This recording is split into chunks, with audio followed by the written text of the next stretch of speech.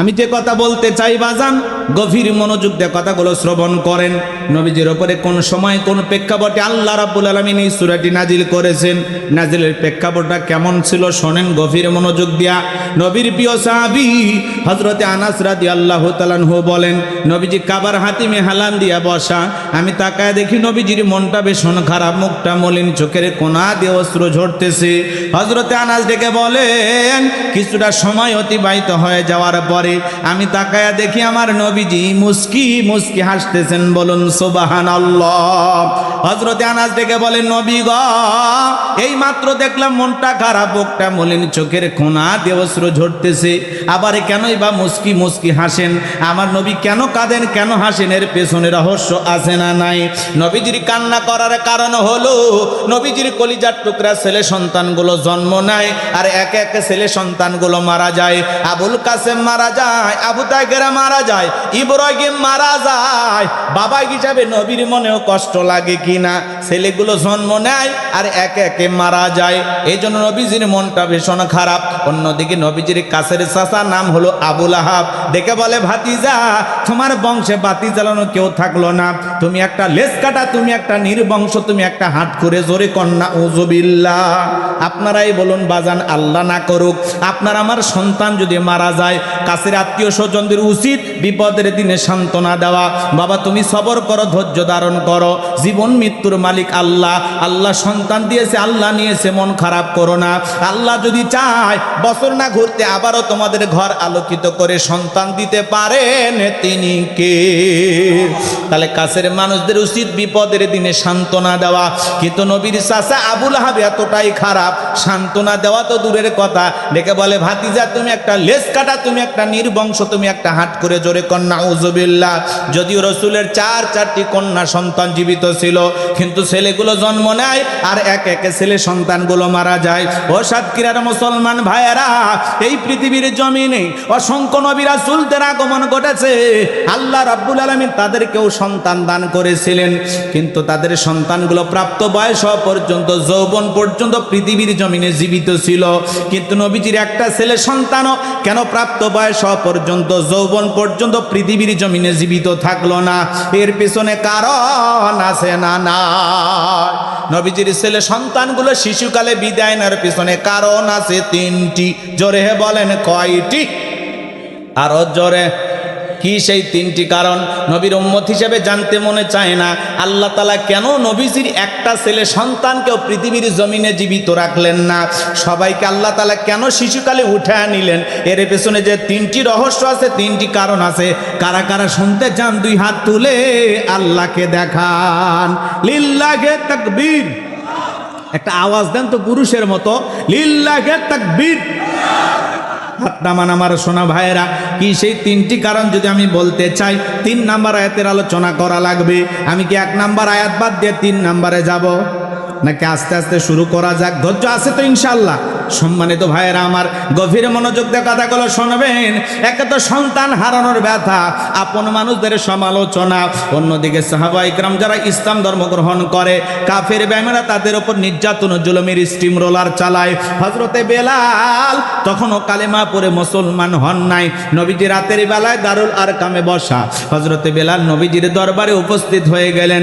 নবীজির চেহারার দিকে তাকাইয়া ডেকে বলেন, নবী গো, আপনার চাইতে সুন্দর মানুষ আমি জীবনে কোনোদিন দেখি নাই। বলুন সুবহানাল্লাহ।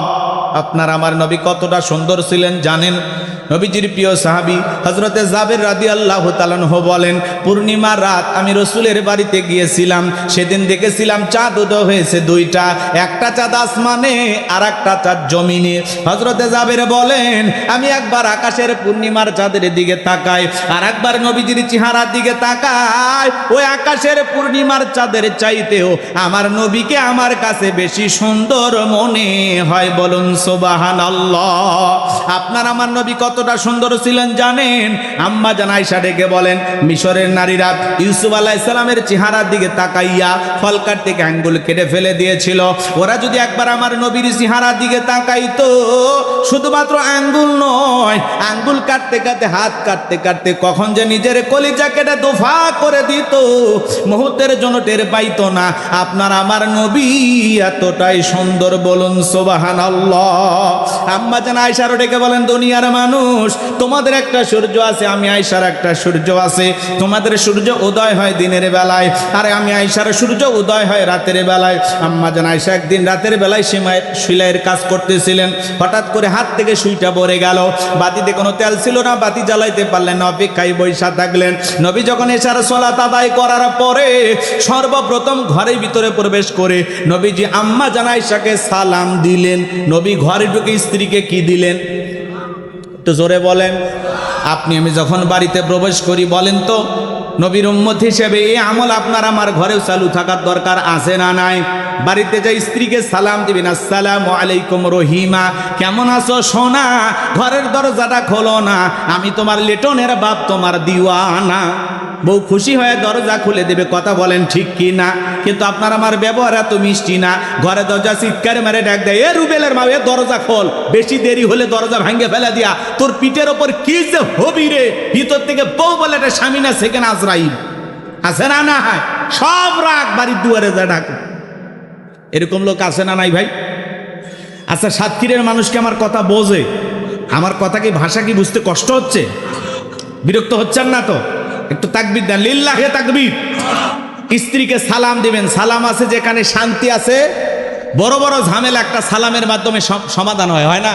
এলাকায় গন্ডগোল হলে মুরব্বী ধরে বিচার সালিশ করে সালাম দেন, কথা কর না কে?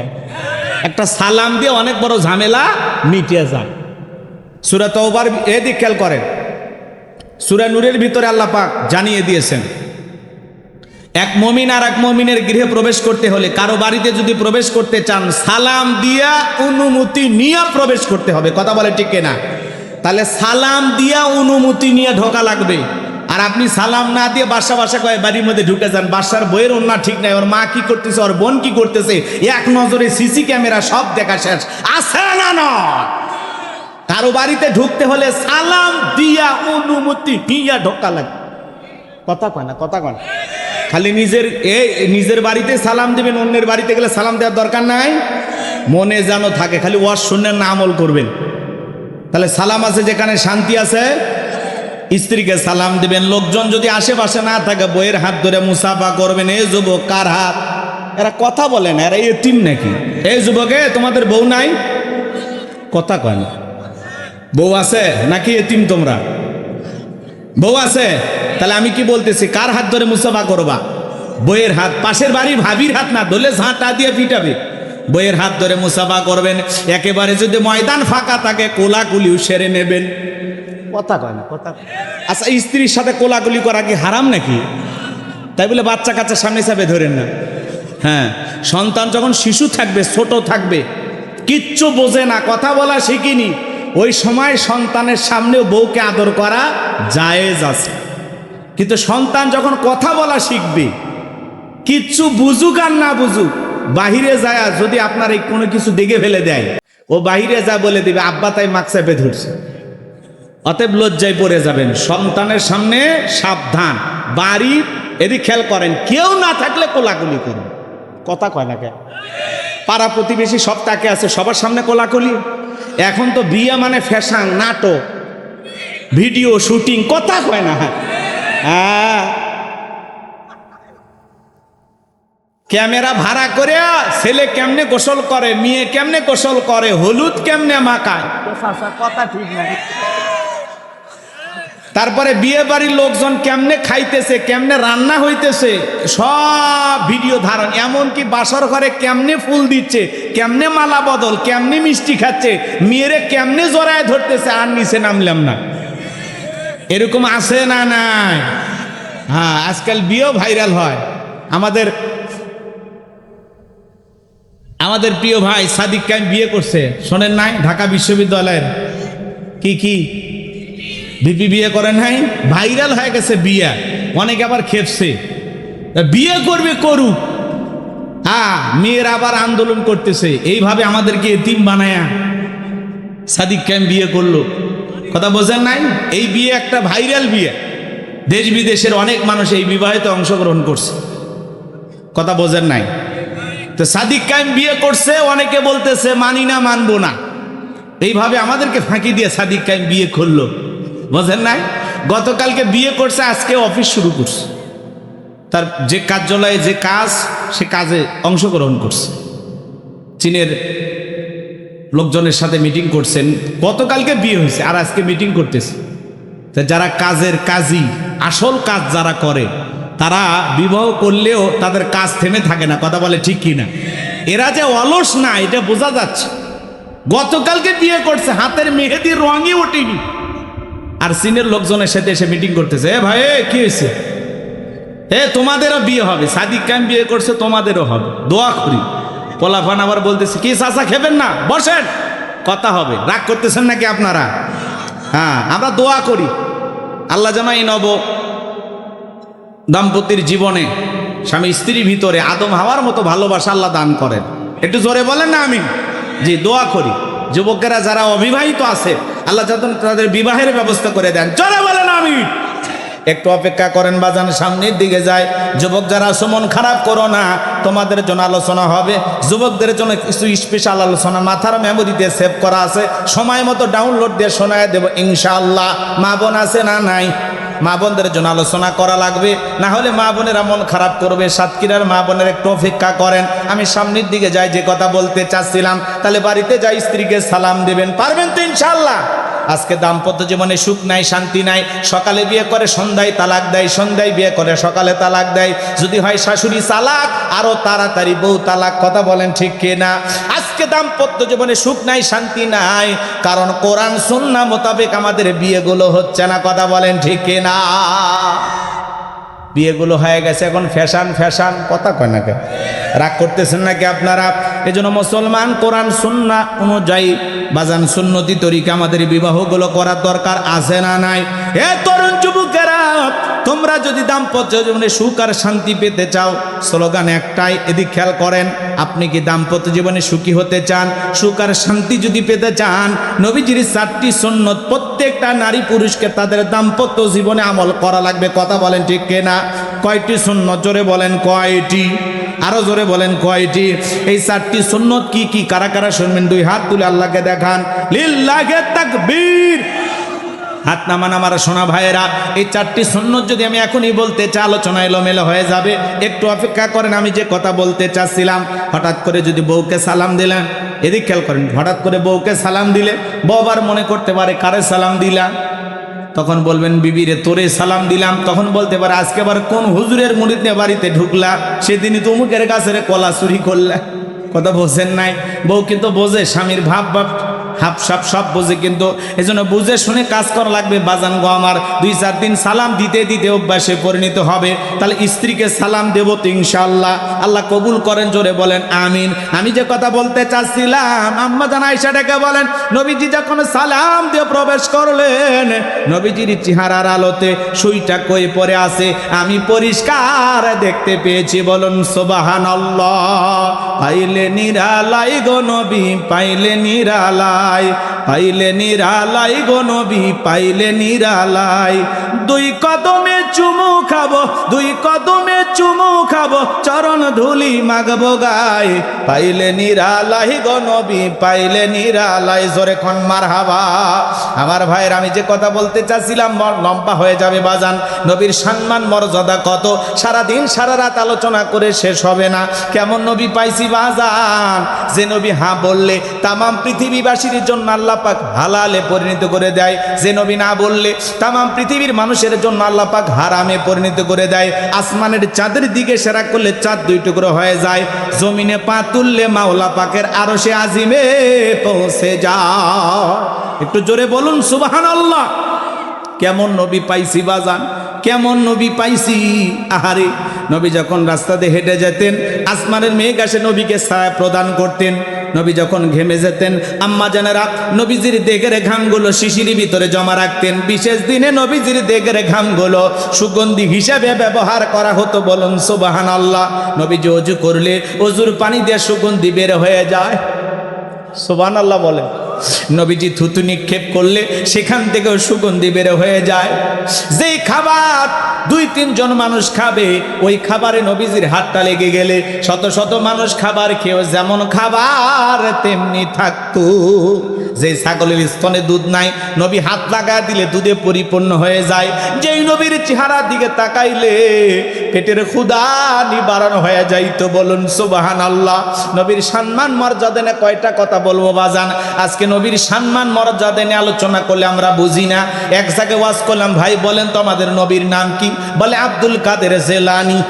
পীর সাহেবের নাম মুখস্থ আছে, কপাল পরা নবীর নামটাও বলতে পারে না, এমন হতভাগা মুসলমান আছে না? না। বিজেপি সরকার পশ্চিমবঙ্গে মুখ্যমন্ত্রী হয়ে গেল যে শুভেন্দু, মমতা দিদিকে হারাইয়া। দেখেন আজকে পশ্চিমবঙ্গে মুসলমানদের জন্য প্রকাশ্যে গরু জবাই তারা নিষিদ্ধ করে দিয়েছে। কথা বলেন। আল্লাহ রাব্বুল আলামিন যেটাকে হালাল করে দিয়েছেন, আজ পৃথিবীর কিছু মানুষ ক্ষমতার চেয়ারে বৈশা আল্লাহর হালাল খাবারটাকে ওরা হারাম বলে ঘোষণা করতেছে। প্রকাশ্যে মুসলমানদেরকে গরু জবাই করতে দেবে না। কথা বলেন না কেন? আজকে মুসলমানদের সাথে যে জুলুম আর নির্যাতন চলতেছে, অনেকে বলতেছে এগুলো ফ্যাক ভিডিও, ভুলভাল তথ্য ছড়ানো হচ্ছে। সত্য মিথ্যা জানে কে? তবে অনেক মানুষ ভারত থেকে আমাদের কাছে ফোন দিয়ে বলে, হুজুর আগে ভালো ছিলাম, এখন খুব একটা ভালো নাই, অবস্থা খুবই খারাপ। ভারতের কিছু সাংবাদিক ভাইয়েরা যারা গরু লালন পালন করে, হিন্দু দাদাদেরকে জিজ্ঞাসা করতেছে যে গরু যদি জবাই না হয়, ক্রয় বিক্রয় না হয়, তাহলে অবস্থা কি?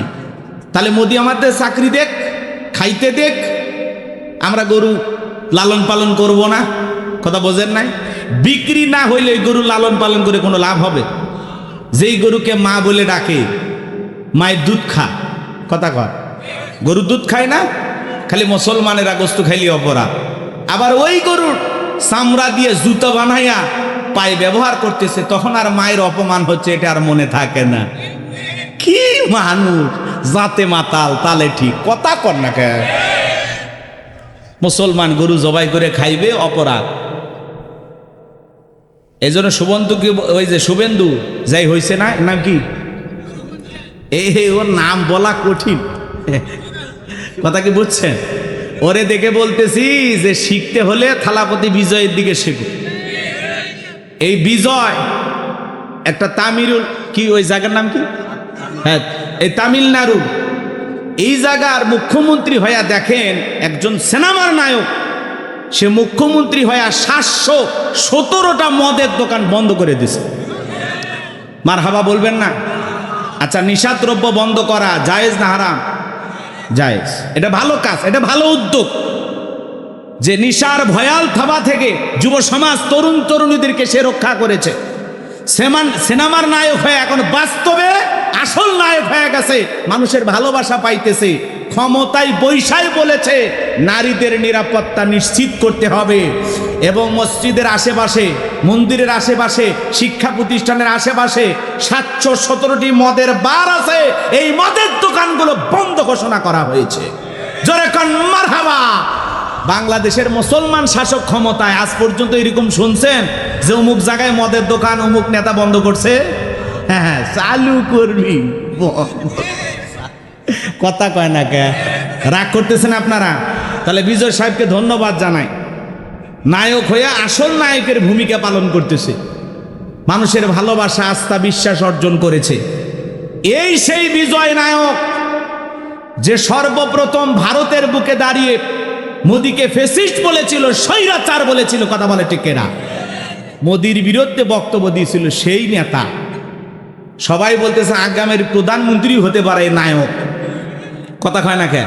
হ্যাঁ, এই জন্য অনেকভাবে তাকে থামানোর চেষ্টা করেছে, থামাইতে পারে নাই।